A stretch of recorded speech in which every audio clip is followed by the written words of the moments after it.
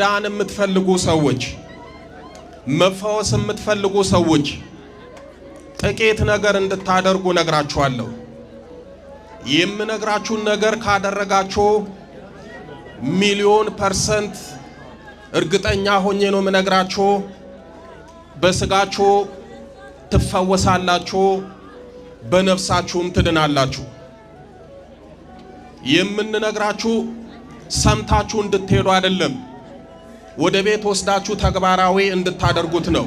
ኃጢአት ምን እንዳይሆንባችሁ፣ እንቅፋት እንዳይሆንባችሁ።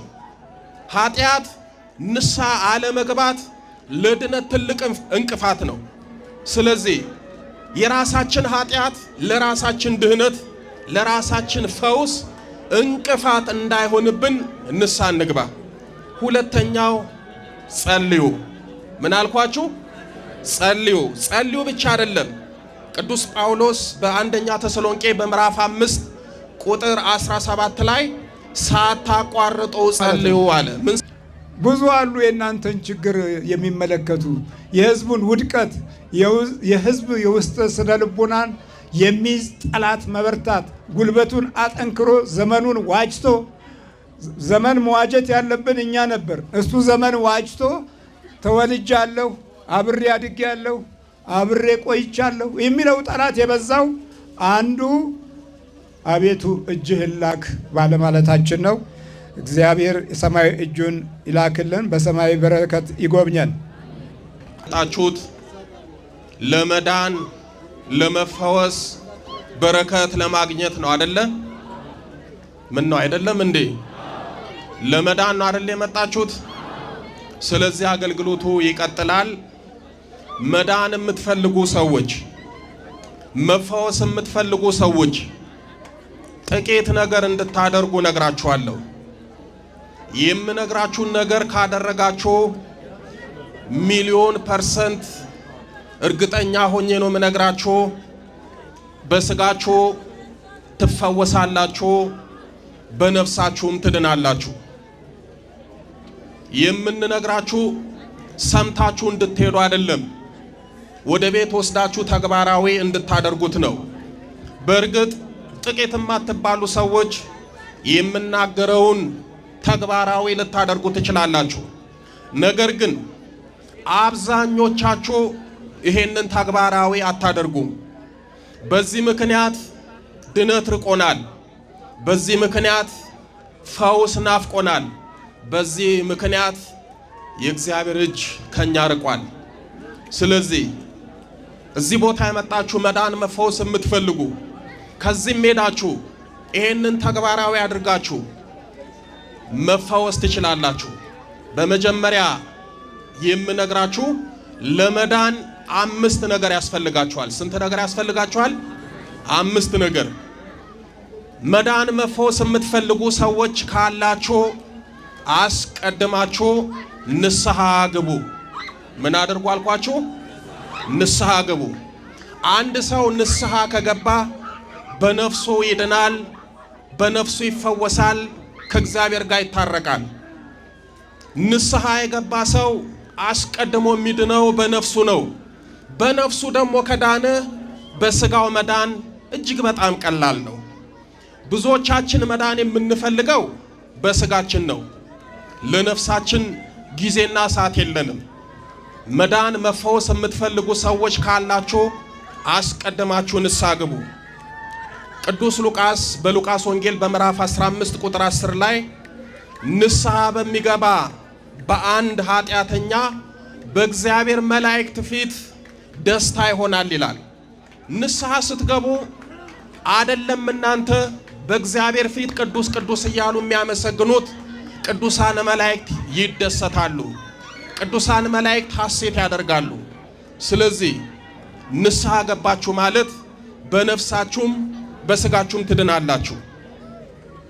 ጥበበኛው ሰለሞን በመጽሐፈ ምሳሌ በምዕራፍ 28 ቁጥር 13 ላይ ኃጢአቱን የሚሰውር አይለማም፣ የሚናዘዛት የሚተዋት ግን ምህረትን ያገኛል ይላል።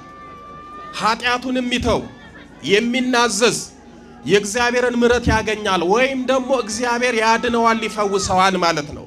ስለዚህ መፈወስ ከፈለጋችሁ የእግዚአብሔርን ምሕረት ከፈለጋችሁ ንስሐ ግቡ። በዚህ በትንቢተ ሕዝቅኤል በምዕራፍ 18 ቁጥር 30 ላይ የብዙዎቻችን ችግር የሆነውን ቃል እግዚአብሔር ልንገራችሁ። ኃጢአታችሁ በሉ እስኪ እንቅፋት እንዳይሆንባችሁ ከኃጢአታችሁ ሁሉ ተመለሱ። ኃጢአት ምን እንዳይሆንባችሁ? እንቅፋት እንዳይሆንባችሁ። ኃጢአት ንስሐ አለመግባት ለድነት ትልቅ እንቅፋት ነው። ስለዚህ የራሳችን ኃጢአት ለራሳችን ድህነት፣ ለራሳችን ፈውስ እንቅፋት እንዳይሆንብን ንስሐ እንግባ። ሁለተኛው ጸልዩ። ምን አልኳችሁ? ጸልዩ። ጸልዩ ብቻ አይደለም። ቅዱስ ጳውሎስ በአንደኛ ተሰሎንቄ በምዕራፍ 5 ቁጥር 17 ላይ ሳታቋርጡ ጸልዩ አለ። ምን ሳታደርጉ? ሳታቋርጡ።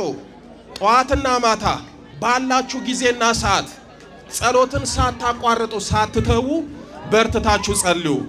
የምትጸልዩ ከሆነ እግዚአብሔር ይሰማችኋል። የምትጸልዩ ከሆነ ክፉ መንፈስ ይርቃችኋል። የምትጸልዩ ከሆነ መንፈስ ቅዱስ ይቀርባችኋል።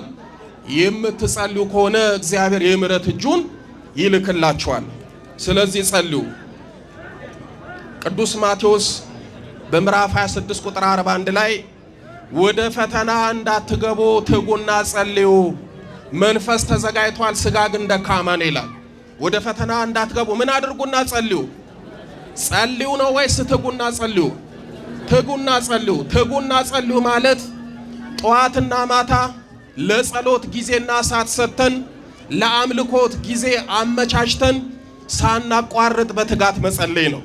ጸልዩ አይደለም የተባልነው፣ ትጉና ጸልዩ። ችግሩ ደግሞ ተክተን እንዳንጸልይ ራሱ እዛው ላይ ይናገራል።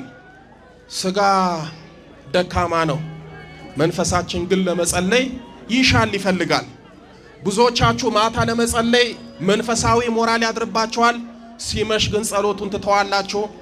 ጠዋት ለመጸለይ ትፈልጋላችሁ፣ መንፈሳዊ ሞራል አላችሁ፣ ሰዓት ትጸልዩ ከቤታችሁ ውልቅ ብላችሁ ትወጣላችሁ። እኔ ብዙ ጊዜ የምናገረው አንድ ነገር አለ። ጊዜ የለኝም፣ አይመቸኝም፣ እንደው የተጣበበ ጊዜ ነው ያለኝ እምትሉ ሰዎች እንደው በመብርሃን አደራ ነው ምላችሁ፣ ብታጡ ለሁለት ጸሎት ጊዜ አትጡ። ለስንት አልኳችሁ? ለሁለት። ጊዜ የሌላችሁ ሰዎች ማታ ከመተኛታችሁ በፊት የዕለት ውዳሴ ማርያም አድርሳችሁ ቅድስት ሆይ ለምኝልን ብላችሁ እናታችሁን ድንግል ማርያምን ተማጽናችሁ ተኙ።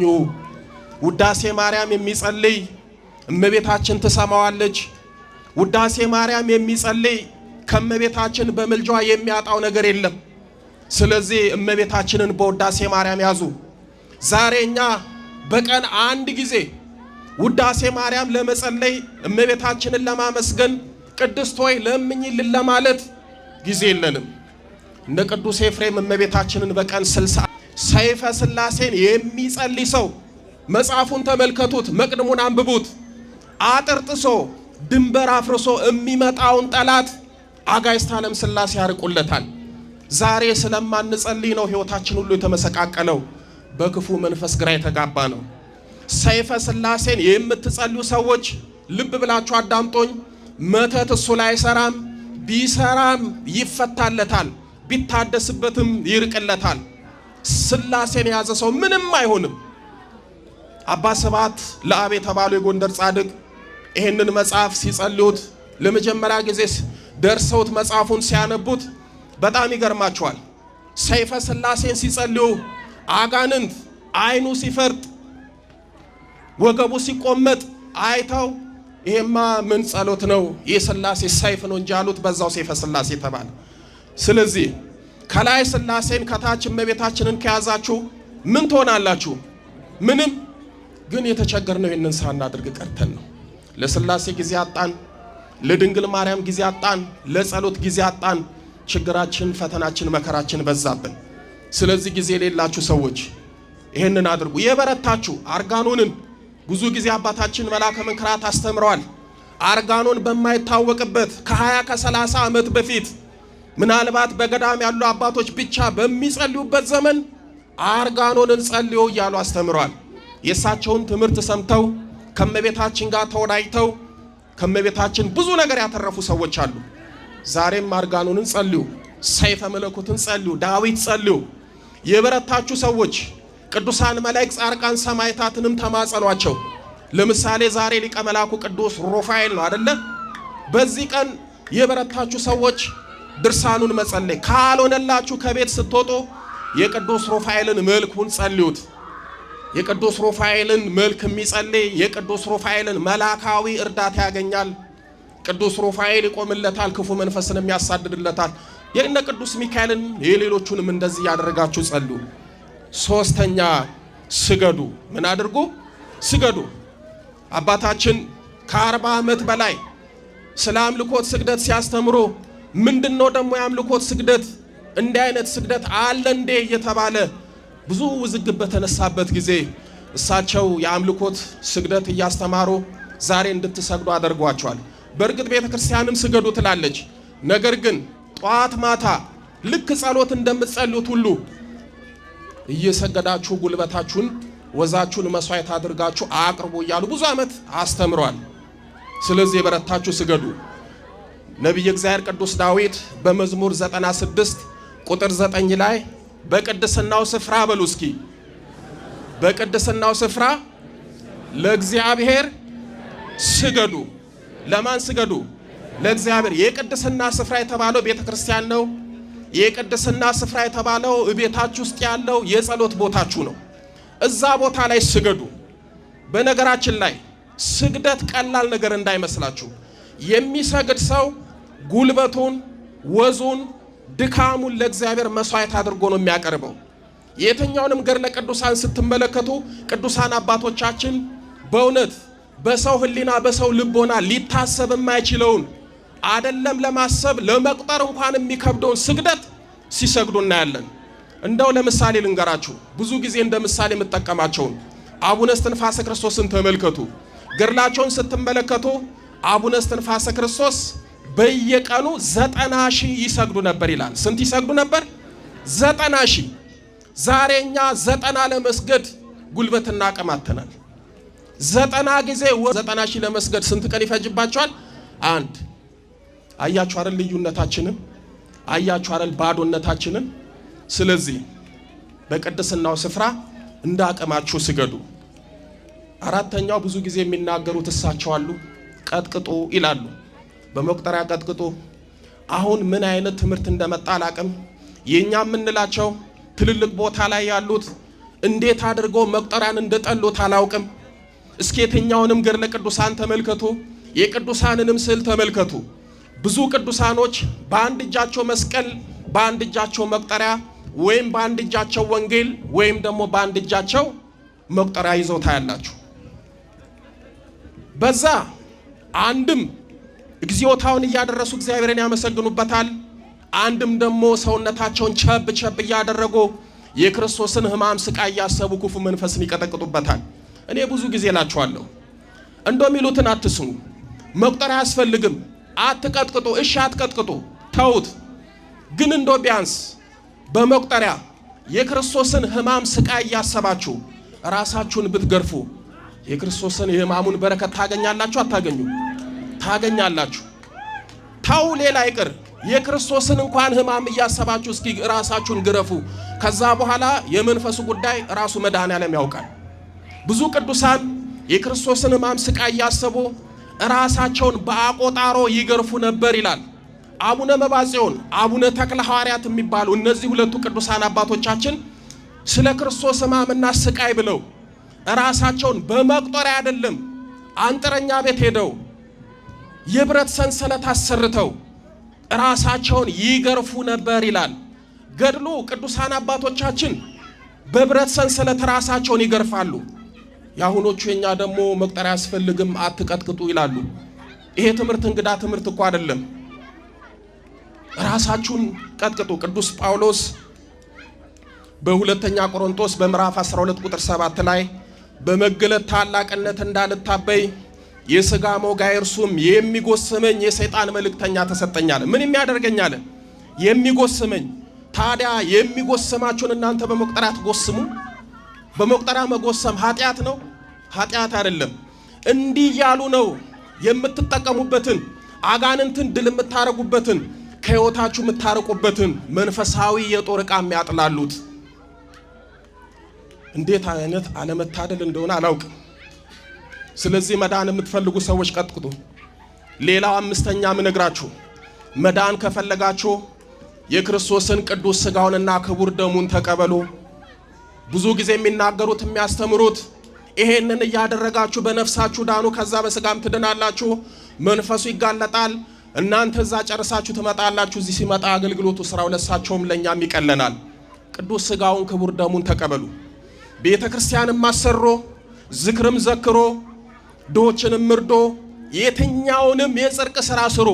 የዚህ ሁሉ የመንፈሳዊ በረከት ማሰሪያው ቅዱስ ሥጋውና ክቡር ደሙ ነው። ቅዱስ ዮሐንስ በዮሐንስ ወንጌል በምዕራፍ 6 ቁጥር 54 እስከ 56 ላይ ሥጋዬን የበላ ደሜን የጠጣ የዘላለም ሕይወት አለው ብሎ ጌታችን መድኃኒታችን ኢየሱስ ክርስቶስ ተናግሯል። ቁጥር 56 ላይ ሥጋዬን የበላ ደሜን የጠጣ እኔ በእርሱ እኖራለሁ እርሱ በእኔ ይኖራል ይላል።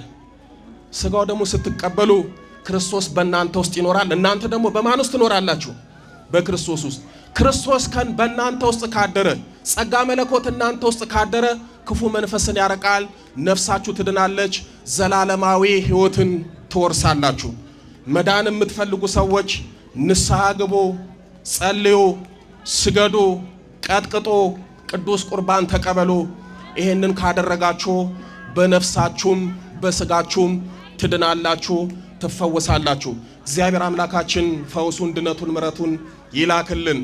ሁላችሁም ድናችሁ ተፈውሳችሁ እግዚአብሔርን አመስግናችሁ አምላከ ቅዱስ ዮሐንስን አመስግናችሁ እመቤታችንን አመስግናችሁ ለመሄድ ያብቃችሁ።